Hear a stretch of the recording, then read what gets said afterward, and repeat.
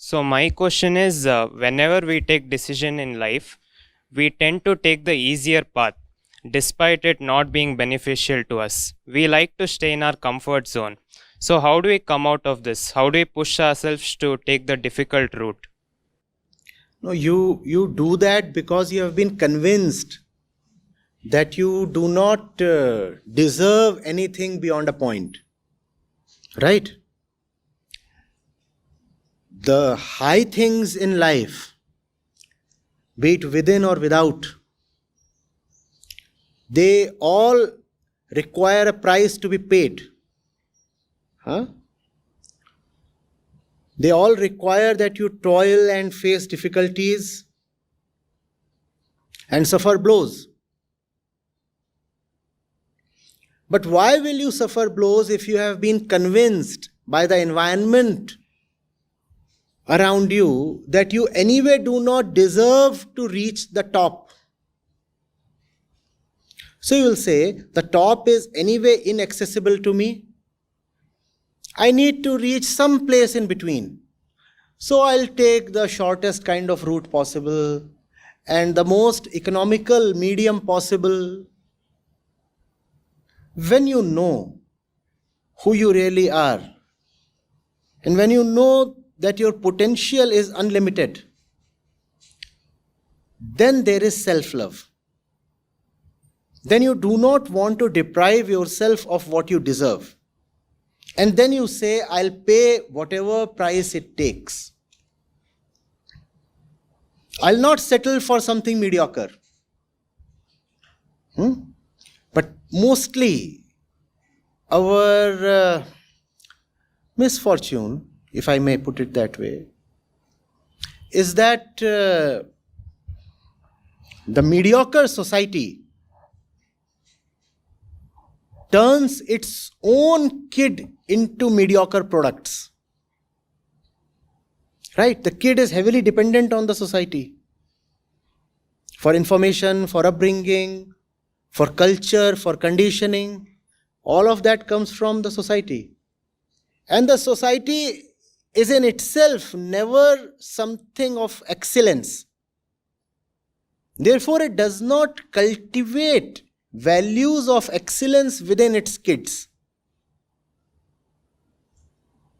And the kid is made to believe that a normal kind of, as they say, run-of-mill life, that's all that there is.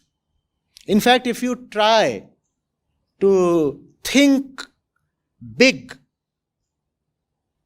then you are shown down. You are told to stay within your limits. No? The result is then a drop in self-love. Because there is something within all of us, remember this very clearly, that can fall in love only with absolute excellence. With anything short of the absolute, you will find yourself short of love. That absolute is also what has been sometimes called as the truth or liberation or even God. That's the reason why religions have existed since ancient times. Because something in us just very madly loves the absolute. It cannot live without the absolute. In more personal terms, that absolute is your own personal possibility. Most of us do not love ourselves. In fact, if you look at the way we behave and take decisions, you will find that in a hidden way we hate ourselves. We are anti-life. We do things, don't we, that harm us. Somebody keeps on smoking. He knows smoking is bad, still he keeps on smoking. Somebody knows he must work hard and study or something, he does not do that. What is it? What is it? Somebody continues to bear in an abusive relationship and never drops out. Why do we do that? We keep on eating all kinds of unhealthy stuff. Why do we do that? Why Are all these things indicators of self-love? No, they are indicators of self-hate. Why do we hate ourselves? Because we have refused our highest possibility to ourselves. Whenever you will do that, you will hate yourself your entire life. Whenever you will refuse the highest to yourself, you will become guilty in your own eyes and you will not be able to forgive yourself for that. And how can you love someone who can't even be pardoned? How can you love someone who is guilty of a very bad crime? So we don't love ourselves. We don't love ourselves. If you don't love yourself, why will you want to give yourself the best? Are we together on this? If you don't love yourself, why will you want to give yourself the best? You will settle for anything normal, usual, mediocre. You will say, but this is the way the world is. I'm an average bloke like everybody else.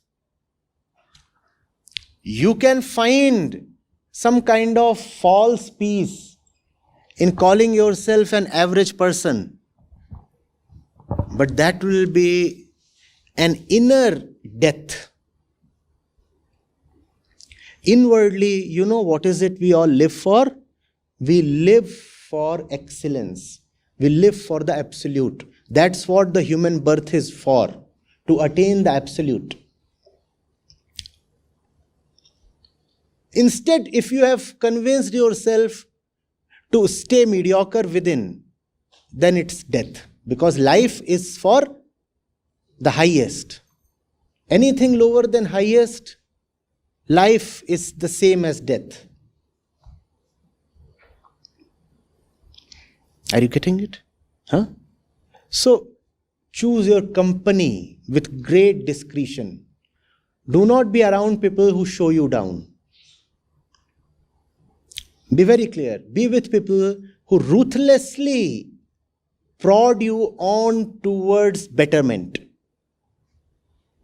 who mercilessly bring out your shortcomings, and who never allow you to believe for a second that you are destined to live a mediocre life. They'll say, because you must be excellent, therefore all your mistakes must be exposed. That's the kind of people and books and environment you should choose. Inwardly, whenever you find thoughts of weaknesses dominating you, push away those thoughts. Do not allow anybody to dominate you, including your own thoughts. If even your own judgment is that you are a weakling, reject that judgment. You might be beaten, and when you are beaten, accept that with honesty and courage. But if somebody tells you that it is your destiny to remain beaten and fallen, push that person away. Yes, I have fallen, and I won't hide the fact that I have fallen. I am courageous enough to boldly admit that I have fallen, and it's such a bad display on my part. Surely I am cultivating some nonsense within, the reflection of which is this fall. But if you are telling me that I must limit my life itself, that I must give up on the potential and the possibilities that life has to offer, then sorry. If I have to live in mediocrity, then I'll better not live. If I have to live in bondages, then life is not worth it. Getting it? See, it must be confusing because I'm saying both the things. On one hand, I say, you have to be very honest about your mistakes. You must know that your mistakes reveal the fact of yourself. So they can't even be called as mistakes. On one hand, I'm saying that you must really know how ugly your face has become and how weak your inner self has become. On one hand, I'm saying that, that our fact is weakness. On the other hand, I'm saying our potential is greatness. Both these have to be remembered at the same time. If you remember only one of these, then there will be a problem. Remember both of these. Yes, I'm down and out at this moment, and I'll honestly admit that. But equally, I'll always remember that each human being is born for greatness. Greatness is my destiny. Never compromise on that greatness, never compromise on the destiny you are born for. Remember this always. Does that make sense?